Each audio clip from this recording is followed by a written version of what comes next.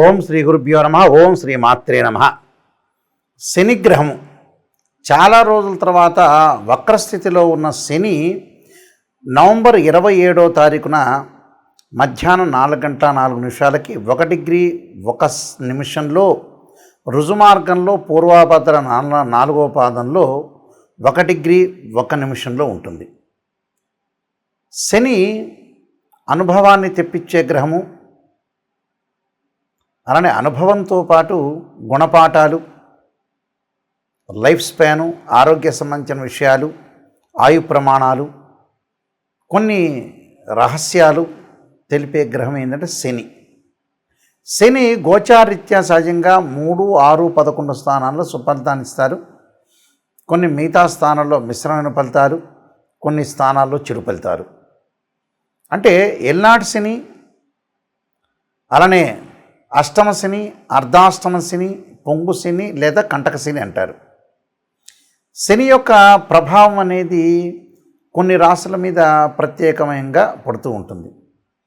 అందులో శని ప్రజెంట్ మీనరాశి వాళ్ళకి జన్మశని నవంబర్ 27 నుంచి, అందులో వక్రస్థితిలోంచి రుజుమార్గంలో వస్తే పరిపూర్ణమైన జన్మశని. కుంభరాశి వాళ్ళకి ద్వితీయ స్థానంలో శని, అలానే మేషరాశి వాళ్ళకి 12వ స్థానంలో శని. ఏదైనా సరే ఒక రాశిని మనం ఏ రాశినైతే వ్యక్తులు ఉంటారో ఆ రాశి వాళ్ళకి వాళ్ళ రాశిలో కానీ 12వ స్థానంలో కానీ అలానే 2వ స్థానంలో ఉంటే దాన్ని ఎల్నాటి శని అంటారు. జన్మశని, వ్యయశని, ద్వితీయ స్థాన శని అంటారు. ఇదే ఎల్నాటి శని. అలానే వాళ్ళ రాశి నుంచి 4వ స్థానంలో ఉంటే అర్ధాష్టమ శనిని, వాళ్ళ రాశి నుంచి 8వ స్థానంలో ఉంటే అష్టమ శనిని, వాళ్ళ రాశి దగ్గర నుంచి 10వ స్థానంలో ఉంటే కంటక శని లేదా పొంగు శని అంటారు. అయితే శని వక్రస్థితిలో ఉన్న ప్రభావం వేరు, శని రుజుమార్గంలో ఉన్న ప్రభావం వేరుగా ఉంటుంది. చాలామంది కలిసిగా కలవర్గంపలాగా అందరూ కూడా ఏం చేస్తున్నారంటే శని వక్రస్థితిలో ఉంటే ఒకటే ఫలితము, రుజుమార్గంలో ఉంటే ఒకటే ఫలితం అని చాలామంది ఆలోచన చేస్తుంటారు. వక్రస్థితిలో ఉన్న రిజల్ట్స్ వేరు, రుజుమార్గంలో ఉండే రిజల్ట్స్ వేరు. ఇవన్నీ కూడా గోచారీత్యా చెప్పబడే ఫలితాలు మాత్రమే.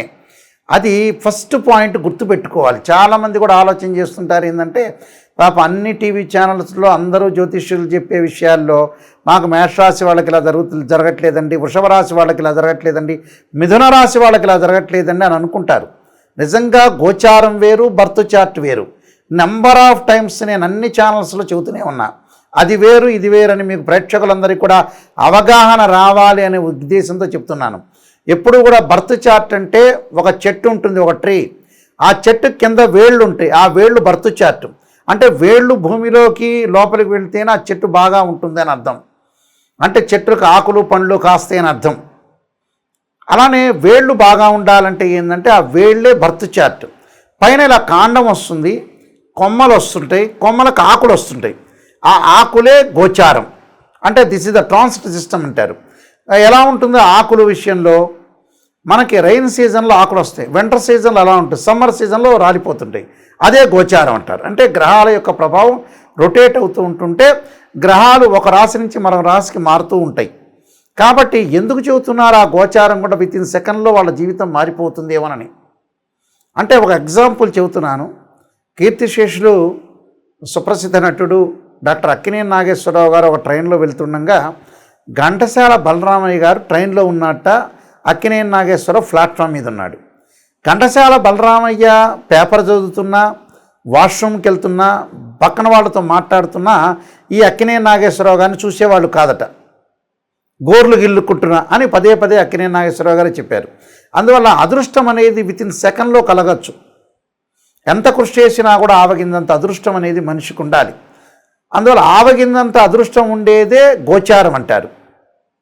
అందువల్ల ఆ గోచారంలో శని యొక్క ప్రాధాన్యత ఏమిటి, శని వల్ల ఎలాంటి రిజల్ట్స్ రాబోతున్నాయి, రుజుమార్గంలో ఉంటే ఎవరెవరికి ఎలా మంచి చెడుల యొక్క మిశ్రమైన చెడు మంచి మిశ్రమైన ఫలితాలు ఏ విధంగా ఉంటాయో మనం ద్వాదశ రాశుల వాళ్ళకి ఏ విధంగా ఉన్నాయో ఒకసారి మనం తెలుసుకుందాం. ధనస్సు రాశి వాళ్ళకి శని యొక్క ప్రభావం ఏ విధంగా ఉండబోతుంది. ధనస్సు రాశి వాళ్ళకి ద్వితీయాధిపతి తృతీయాధిపతి అయిన శని చతుర్థ స్థానంలో ఉండటం వల్ల ఎలాంటి ఫలితాలు జరుగుతాయి. చతుర్థ స్థానంలో ఉంటే కొన్ని మంచి చెడుల యొక్క ఫలితాలు అనేవి కొన్ని ఉంటాయి. ఆ ఫలితాలు ఎలా ఉండబోతున్నాయి అని మనం చూసుకుంటే, వాతశూలం మనక్లేశ అన్నారు. అంటే మనఃక్లేశ అంటే ఏంటంటే వాతం కలగకుండా శరీరాన్ని చూసుకోండి. ఏ పదార్థాలు తినాలో ఏ పదార్థాలు తినకూడదో వాతం కాకుండా లావు కాకుండా చూసుకోండి. స్వస్థాన అంటే స్వస్థానం హానికృత అంటారు. అంటే స్వస్థానంలో మనం ఉన్న ఊర్లో హాని జరగకుండా, మనస్తాపం జరగకుండా, భయం కలగకుండా స్థానచలనం జరిగే అవకాశాలు ఎక్కువ ఉంటాయి అని అర్థం. అంటే స్వస్థాన అంటే స్థానచలనం జరిగే అవకాశాలు ఉంటాయి. ప్రసూతి దేహపీడ చ సూర్య పుత్ర చతుర్థగే అంటారు. అంటే ఏదైతే శని చతుర్థ స్థానంలో ఉండటం వల్ల వివిధ రూపాల్లో అనారోగ్యం రాకుండా, కష్టాలు ప్రాప్తం కాకుండా చూసుకోండి. కష్టాలు ఏవి కూడా కాకుండా చూసుకోండి, చాలా జాగ్రత్త పడండి అని అంటే ప్రత్యేకంగా కళ్ళు, నరాలకు సంబంధించినవి, వాత రోగాలు విషయంలో శ్రద్ధ పెట్టండి. వృత్తి, ఉద్యోగ, వ్యాపార రంగాల్లో ఆదాయం అనేది బాగా పెరుగుతున్నా కొంత పొదుపు కూడా పాటించండి. ఆందోళనలో ఉండొద్దండి, ప్రశాంతంగా ఉండండి. కుటుంబంలో స్త్రీలు, పిల్లలకి అలానే వైద్య విషయంలో జాగ్రత్తగా ఉండండి. అతి నిద్ర, అనవసరమైన ప్రయాణాలు, అలానే వేళ తప్పిన భోజనము, అనారోగ్యము, సోమరిపోతం ఇవన్నీ కూడా కొంత చూసుకొని చాలా జాగ్రత్త వివరించి ముందుకెళ్ళాలి.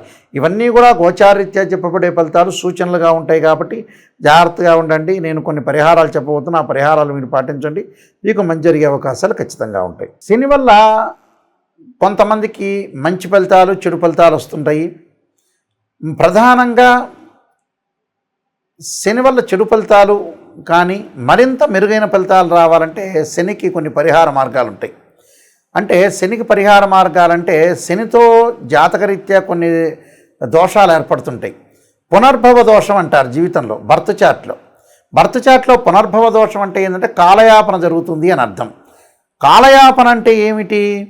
శని చంద్రుడి నక్షత్రాల్లో ఉన్నా, చంద్రుడు శని నక్షత్రాల్లో ఉన్నా, శని చంద్రుడిని చూస్తున్నా, శని సహజంగా సప్తమాన్ని చూస్తూ ఉంటాడు చంద్రుడిని. ఒకడ శని చంద్రుడు పరస్పర వీక్షణ ఉంటే సప్తమ స్థానం అంటాము. అంటే శని చంద్రుడిని 7th హౌస్లో చూస్తున్నా, చంద్రుడు శనిని 7th హౌస్లో చూస్తున్నా కూడా పునర్భవ దోషం, కాలయాపన జరుగుతుంది అని అర్థం. అలా శని తృతీయ స్థానాన్ని, దశమ స్థానాన్ని చూస్తాడు. శనికి తృతీయంలో చంద్రుడు ఉన్నా, దశమంలో చంద్రుడు ఉన్నా కూడా పునర్భవ దోషం ఉంటుంది. అలానే శని రోహిణి, హస్త, శ్రవణ నక్షత్రాల్లో ఉన్న, చంద్రుడు పుష్యమి, అనురాధ, ఉత్తరాభాద్ర నక్షత్రాల్లో ఉన్నా కూడా పునర్భవ దోషం అనేది కలుగుతుంది. కాలయాపన జరగటం, పనులలో ఆలస్యము, మానసికంగా ఆందోళన, మెంటల్ టెన్షన్ కావటం, అన్ని పనులు దగ్గరికి వచ్చినట్టు వచ్చి వెనక్కి వెళ్ళే అవకాశాలు ఉండటం, ఏ పని కూడా సక్రమంగా కాలేకపోవటం, అన్నీ కూడా టోటల్గా ఫెయిల్ అయ్యే అవకాశాలు ఎక్కువ ఉంటాయి. అయితే ఎల్నాటి శని, అర్ధమ శని, అష్టమ శని, పొంగు శని, కంటక శని, వీటన్నిటి కూడా శని యొక్క దోషాన్ని పరిహారం చేసుకోవాలి. శని యొక్క దోషం పరిహారం చేయాలంటే శని జపం చేయించుకోవాలి 19,000 సార్లు. అలానే శనీశ్వర హోమం చేసుకోవాలి. ఆరోగ్యం బాగలేకపోతే నువ్వుల నూనెతో శివుడికి అభిషేకం చేసుకోవాలి. శనికి నల్లని ద్రాక్షారసంతో అభిషేకం చేయాలి. నల్ల నువ్వులు, నల్లని వస్త్రము, నల్లని గొడుగు, నల్లని చెప్పులు, నల్లని మేకు దానం చేయాలి. అలాగా శనికి సంబంధించిన దక్షిణాకాళి స్తోత్రాన్ని కూడా పాలన చేయటం చాలా మంచిది. అంటే శనికి అధిదేవత, ప్రతిదేవత, అధిష్టాన దేవత, అంతరిక్ష దేవతలు ఉంటారు. అంటే ఇవన్నీ కూడా మనం చదువుకోవాలి. అంటే శనికి సంబంధించినవి ఏదైతే అధిదేవత, ప్రతిదేవత, అంతరిక్ష దేవత, అధిష్టాన దేవతలు ఉంటారు, వీళ్ళని భక్తిపూర్వకంగా మనం ప్రార్థన చేయటం అనేది చాలా ఇంపార్టెంట్. ఇక్కడ ఆరాధన చేయాలి. అందువల్ల ఇవన్నీ కూడా మనం కరెక్ట్గా చేసుకునేటట్టయితే మనకు పర్ఫెక్ట్ రిజల్ట్స్ వచ్చే అవకాశాలు ఎక్కువగా ఉంటాయి. అయితే మా www.nayakanti.com, nayakanti.in మీరు సంప్రదించవచ్చు. మా గురించి అంతా కూడా నేను 15 పుస్తకాలు రాశాను రాజమండ్రి మోహన్ పబ్లికేషన్ వాళ్ళకి.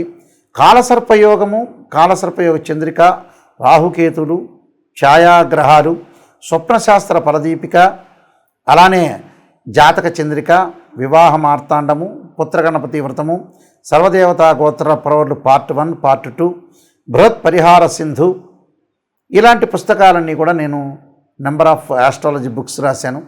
మీరు అన్నీ కూడా తెలుసుకోవచ్చు. తెలుసుకొని చక్కగా ఎలాంటి ఫలితాలు జరగబోతున్నాయి ఆ పుస్తకాల్లో కూడా ఉంటాయి. అలానే జాతకాన్ని నన్ను సంప్రదించవచ్చు. ఆ బుక్స్ ఎవరికన్నా కూడా కావాలంటే మా నెంబర్కి ఫోన్ చేసి తెప్పించుకోవచ్చు, లేకపోతే మోహన్ పబ్లికేషన్ వాళ్ళైనా కూడా మీరు సంప్రదించవచ్చు. అయితే నిజాన్ని తెలుసుకోండి. మీరు ఏదైతే మా ద్వారా ఖచ్చితంగా నిజాన్ని తెలుసుకొని ముందుకు వెళ్ళటం అనేది చాలా ఇంపార్టెంట్. ఎప్పుడూ కూడా నిజాన్ని తెలుసుకోకుండా మనం మోసం చేసుకోవటం వల్ల మనకి నష్టమే తప్పితే ఎదుటివాడికి ఏమి ఉండదు.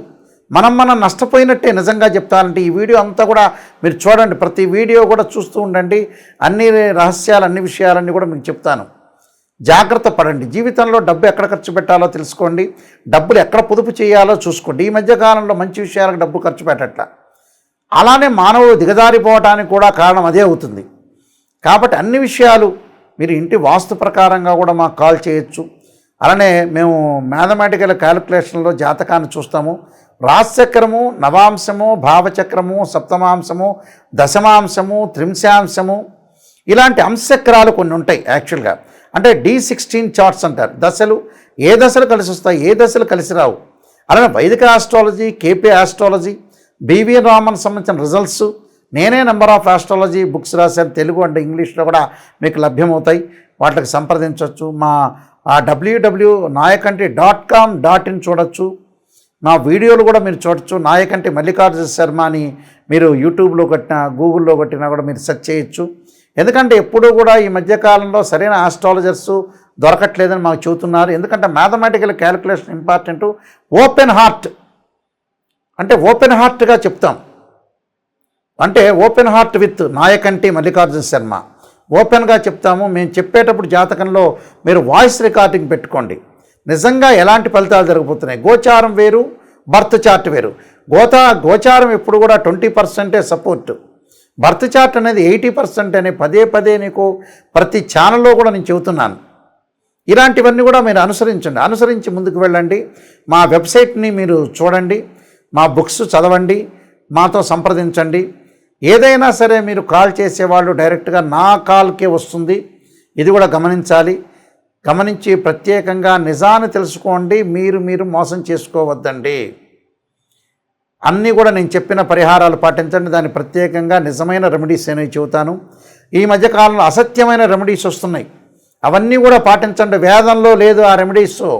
ఋగ్వేదం, యజుర్వేదం, సామవేద, అధర్వణ వేదాల్లో ఏదైతే రెమెడీస్ ఉన్నాయో, లాల్ కితాబ్ రెమెడీస్ నార్త్ ఇండియా నుంచి వచ్చేవి, అవి ఫలించేవి కాదు.